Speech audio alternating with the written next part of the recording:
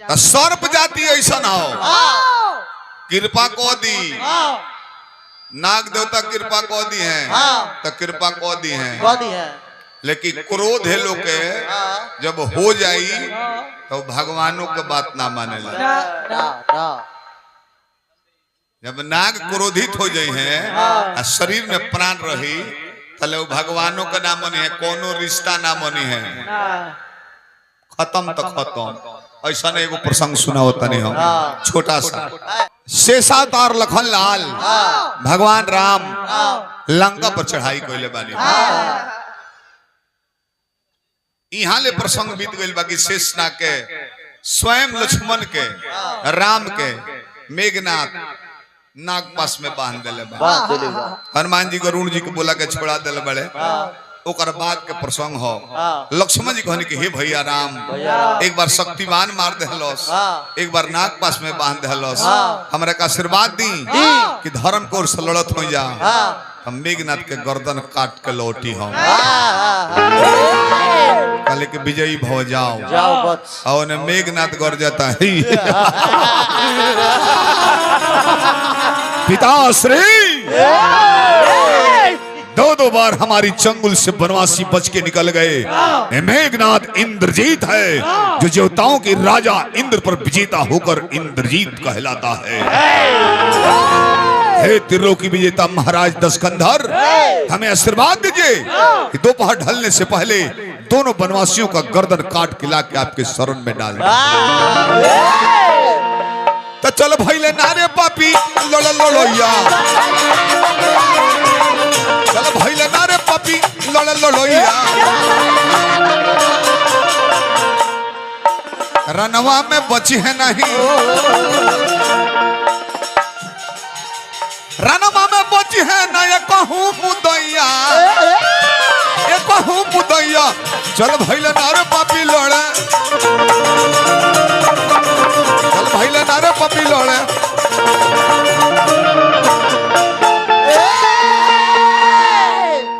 जब जाता तो सोचा था कि ये दादा माई से आशीर्वाद लेनी बाबूजी से आशीर्वाद लेनी बड़ बुजुर्ग से आशीर्वाद लेनी आ घरों में महासती सुलोचना बिया हमार मेहरारू अगर अपना सतीत्व को बल इकट्ठा करके आ लीलार पर हमारा तिलक लगा के भेज दी तो हम दिग्विजय करे लायक हो जाए अब लौटर बड़े सुलोचने हमारे मस्तक पर भी ये घोष का तिलक लगाओ क्योंकि तुम सती हो तुम्हारा सतीत्व एकाग्र करके हमारे मस्तक पर तिलक लगाया जाए कहली कि ना स्वामी ये उचित नहीं है रसब धर्म का और सलड़ता नहीं सती के फर्ज ना हो अधर्म को और से विजय के आशीर्वाद देवे के चाहे तिलक लगावे कहले कि पति का आदेश नहीं मानना सती के लिए सबसे बड़ा दुष्कर्म है तिलक लगाओ दे तिलक लगाओ तिलक दे तिलक वाह सती वाह तिलक लगा दे कहले कि हे स्वामी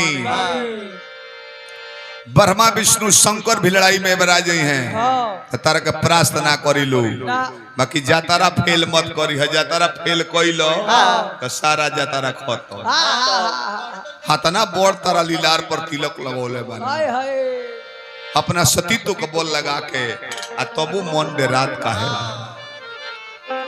कहतारी कि लंका पर नाचत बा अरे विपत्तिया राजा जी ऐसा बुझाता कि अंतिम में भेंट बाए स्वामी लंका पर नाचत बा विपत्तिया राजा जी अजान कब होई मुलाकातिया राजा जी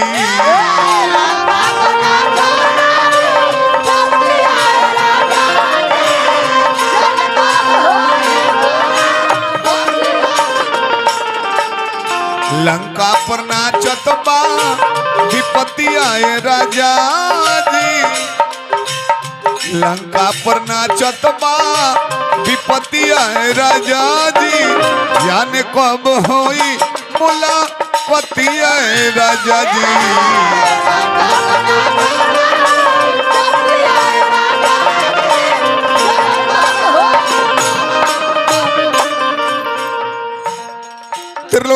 रावण का लड़का बनता रहो। मेरा बहुत बहुत आशीर्वाद ब्रिज भैया ब्यासी हार्दिक प्रणाम करता है। तू त्रिलोकी विजेता का लड़का बनता रहो। एक बार अपना बाप से पूछा लो कौन वीर हमें, यदि वीर रहते तो धनुष जग में राम धनुष ना तुरते, रावण धनुष तुर के अपन वृताई दिखा के सीता के लेके ही रहते।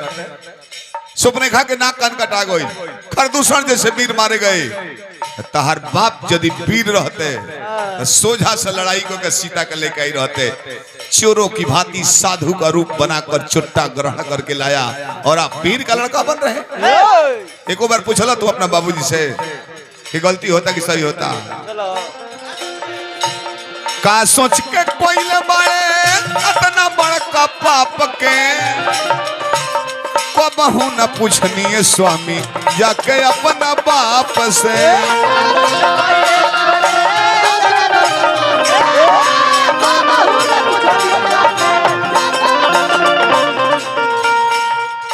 पागल जैसे भइल बिया मतिया हे राजा जी,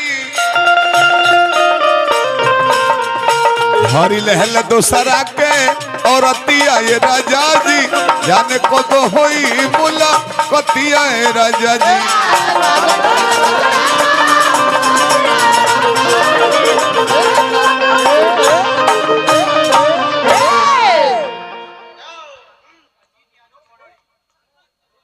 अजीत यादव जी पुरस्कार दल बने हार्दिक प्रणाम बा। पैसा रोक के, पैसा रोक के। अब खिसिया मरद रहे कहते चल ढाई के मर्दा है आदमी कहीं जात रही। मूड बन गई बा कहीं प्रोग्राम सुने के चाहे कहीं जाए के। हम मेहरारू लोग यहाँ रोके तो मर्दा रही तड़ाक मारी एक तबड़ चला आउ है तनी हो किस्म के रही लो सुनता जाता ने गो नहीं सुने पता जवा का देखो हम दिखा देता नहीं मार मुधो का मजाको कोइला पखिसिया जरूर झूठो खिसिया जलू मजाको कोइला पर हम कहीं जाई। अब देखी होत का बावे चलल बाओ ने कौन माइक धो दो, माइक छोड़ दो भुलवाओ के नहीं करे। अब चलल बाओ ने कहो लागो ललकारे के लक्ष्मण कहाँ है, राम कहाँ है। दोनों दल के सेना ये भैया रनवा में जूटी गईले।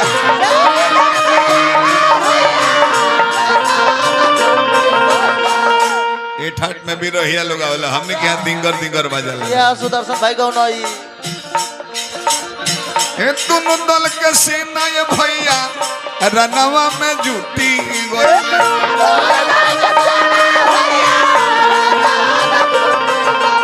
सोनू बाबा पुरस्कार देने राजपुर से हार्दिक प्रणाम करता हूं। ज्ञान कुंज लाइब्रेरी भी चलत रहे हार्दिक पौन लगी। आफतों में पड़ल बा सब पर पारा,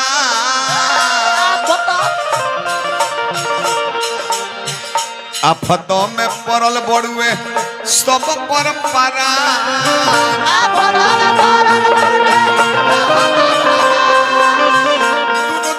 से न भैया रनवा में जूटी गई।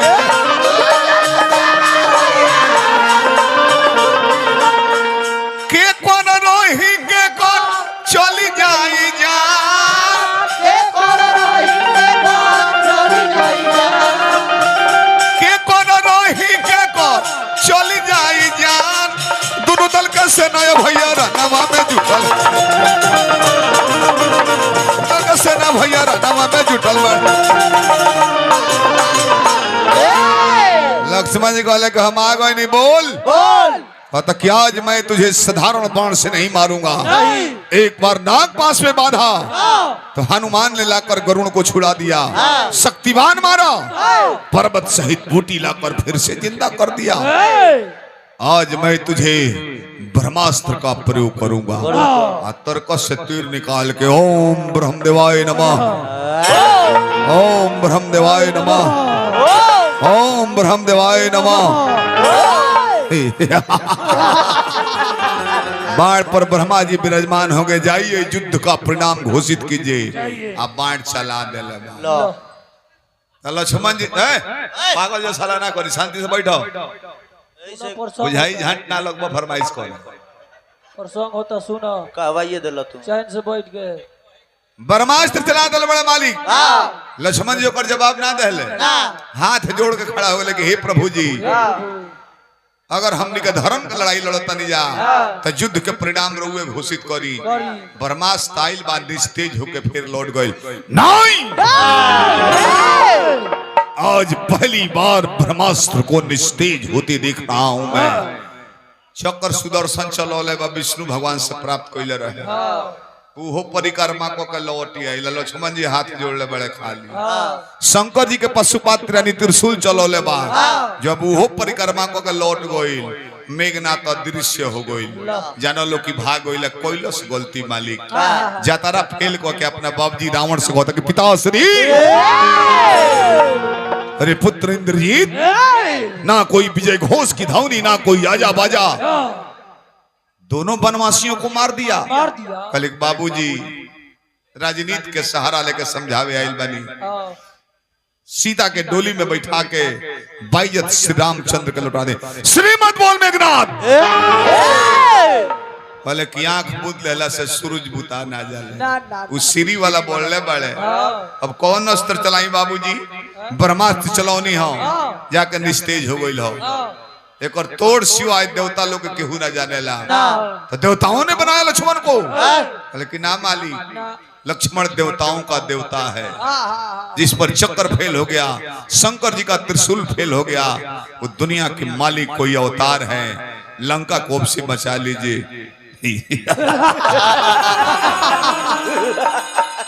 कायर कहीं का रण से भागा हुआ भगोड़ा, तू हमें समझा रहा है? तू आज समझा क्यों दुनिया के मालिक हैं?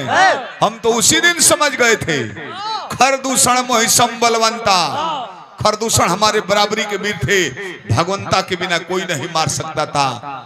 हम लड़ाई नहीं कर सकते थे। नहीं, सीता को चोरी करके लाया, जहाँ पर शोक का नाश होता है शोक वाटिका में रखा, अपने महल में नहीं रखा, ताकि दुनिया के मालिक आए और मेरे साथ साथ हमारे निशाचर खानदान का तरन तारा कर दें। एक भाई संत था विभीषण, तो लात मार के भगा दिया कि आने वाला दिन में राजा वही बनेगा, और तू मेरे किए कराए पर पानी फेर दिया। कहले कि बाबूजी, आज की लड़ाई देवता लोग विमान पर चढ़ चढ़ के देखी कि सामने भगवान भी आ गए, तो मेघनाथ भागा नहीं, लड़ाई किया। गोइल बाजा के दोनों दल से बान हनन हनन चले लगा। आ सुलोचना जानत नहीं कि हमार पति जातारा फेल कर दिला। अपना सखी से बतियाओ तरीके सखी, आज हमारा पति के हमारे न बैठ जाए मलिकार हुआ, बैठ जाई, काहे बिगाड़ा तो नहीं जगह। अरे बैठ ना जा, खड़ा होगा तबे लोग जाने कि हाफ माइंड होगा, लोग चिन्ह ले लेबाएगा ताने। बिना पिटोले बैठबा ना, बैठा रह 5 मिनट, बैठा रह, तारे न रोज पिए ले जा। बेवकूफ कहीं फेड़ा पर ना फोड़ रहे सब, चुप रहे सब, तले नाचे हैं सब, बोली हैं सब, चिन्हा जी से क्या था ये वो दी हमें बेवकूफ। ये सर्व बेवकूफ हो। चिन्हा जाइए।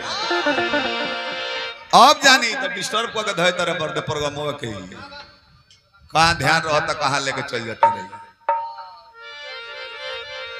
लड़ाई है ना और चलता मेघनाथ में लक्ष्मण जी में। आए ने सुलोचना सखी से कहले कि आज हमारा पति के केहू ना विजेता बाड़े, और उन्हें ही जानत कि जातारा फेल हो गई, बतिया होते बाड़ी। तबले अंगना में गिरल कटल हाथ रे सखी, तबले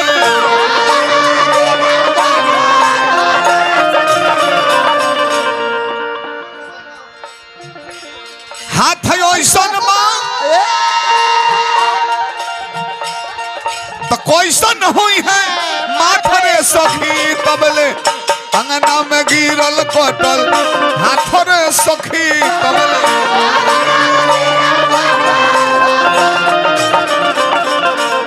अरे सुलोचना ही तो हाथ तारा पति में देख नहीं, छू के देख लो, कहल ना एगो लेखनी ले आओ, एगो लिखे वाला जुगाड़ आइला सुलोचना के हाथ में धरावल गोइल। माफ करो, मेघनाथ के जौन बध भई रहे, बाह कट कह रहे वो हाथ में धरावल गो आ सती के बात में पावर देखी कितना बात। सुलोचना कहली कि यदि मैं अपने पतिव्रत धर्म का पालन करती हूँ तो ये कटा हुआ हाथ अपना बयान दर्ज कर ले। कटल का हाथ लिखे लगल मालिक, मैं तुम्हारे पति मेघनाथ का दाहिना हाथ हूँ, मेरा सर काट के लक्ष्मण ने रख लिया है। हे सुलोचने, मेरा कटा हुआ अंग लेकर तुम भी मेरे साथ सती हो जाना, यही मेरी अंतिम इच्छा है। कह के हाथ लूढ़ो। अब जब पहले बारी लगली रोवेया चिल्लाए रे सती दिल से भी लखाए।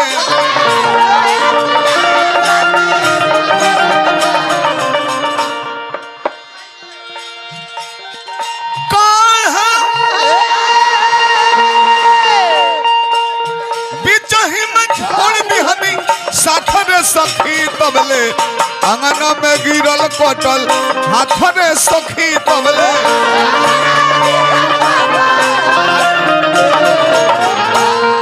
कतल हाथ उठौली चल दहली मंदोदरी आशीर्वाद दिल बड़े की जा पति का अंतिम इच्छा मानल जाला। रावण रोकल बाकी मोलनी ना कहली कि तू मारिए देबो हमार सुहाग लौट जाई। आयल बड़ी जब डोली से उतरल बड़ी राम जी के सेना के सामने बानर लो तो केहू देखले ना रहे। एगो हनुमाने जी ने चिन्हत रहल। बानर लो हंसत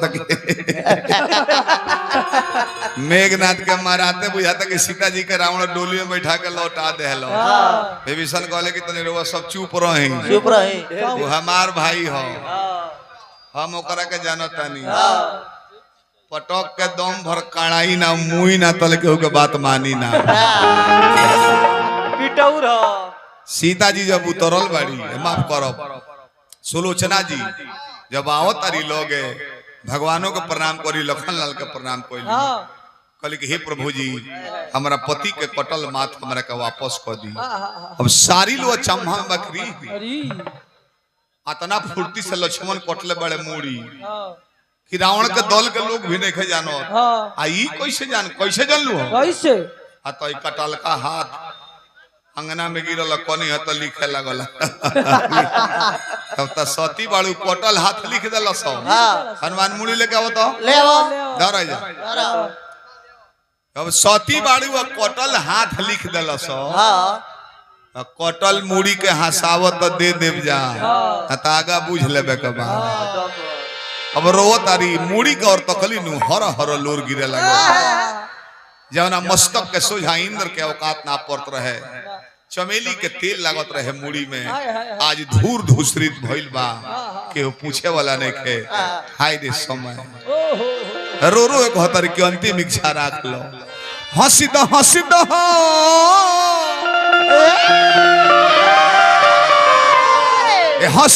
द हो पति का कटल माथ रघुनाथ के सोझाई जत राखना। ये हंसी द हो पति का कटल माथ रघुनाथ के सोझाई जत राखना।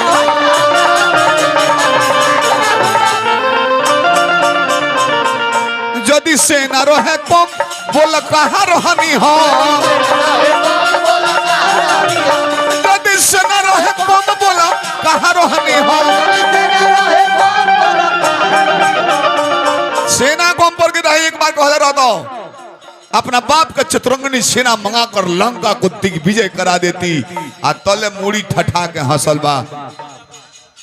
इंदर यादव जी हमरा के पुरस्कार दल बने, हार्दिक प्रणाम करते हैं। और तने बात कहले बड़ी कि बाबूजी के सेना मंगा दी तले मूड़ी ठठा के हंसल बा। बानर लोग कहल के रे मायावी हो फिर जी गल का भागल हो भागल सगर बना रहे के साथ सोझाई दत रात। भागल सगर बना रहे के साथ रघुनाथ के सोझाई दत रात।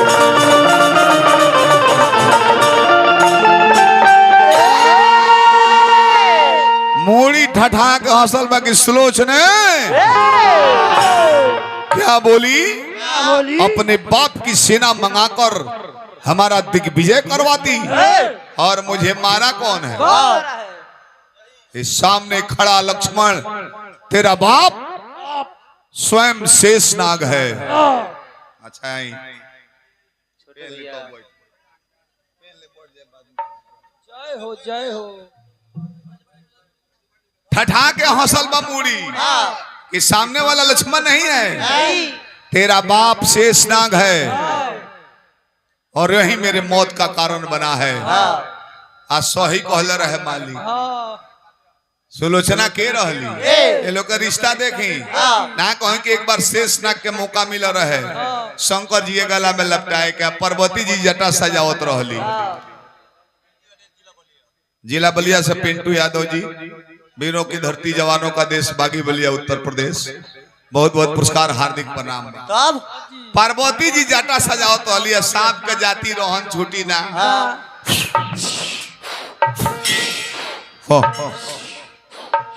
एक बार पार्वती जी ठोक दोबारा जब नाम वाले बस बरियारे हाथ है आवाज शक्ति माई हई। शेष नाग के दोनों आंख में से 2 बूंद लोर गिरल। पहले जवन गिरल एगो लड़की भइली, नाम सुनैना पड़ल, जेकर बियाह राजा जनक से भइल। दूसर की बूंद के लोर गिरल जेकर नाम सुलोचना भइल। तनी भर बड़ भइली, नारद बाबा देखले कहले कि एकरा तो राक्षस लिखल बा मोर, कहले कि ना तो तपस्या करे जो तपस्या करे चल देली। शरीर जवानी के तहलीज पार करत रहे आ तले इंद्र के मेघनाद खेदले बा। अब देखली तो कहली कि हम देवता लोग खातिर तपस्या करतनी होई है बरियार बा कुल जना से इंद्रों के खेदले बा भागता रे। नजर मिलल दिल मिलल उठा के रथ पर लाद के लेके चल दे। अब शेष नाग प्रभु सुन ले लड़ाई करे गइल बेले तो मेघनाद के सभे मार दी। 12 बरिस जे अन्न ना खाई, पानी ना पी, मेहरारू के संपर्क में ना जाई, 12 बरिस जे सूती ना ऊ मारी। शेष नाग के देहिए झारना को दिल रहे मार के बाण से। घसेटत जाके शंकर जी के तपस्या कइले। भगवान भोला दानी कहने की वरदान मांगो, कहले कि देव नु वरदान त एकदम वचन देतानी देव। कहले कि अपना हाथ है मेघनाथ के वध कर। कहले कि पगला गइल बड़ो तार दामाद, कहले कि नहीं,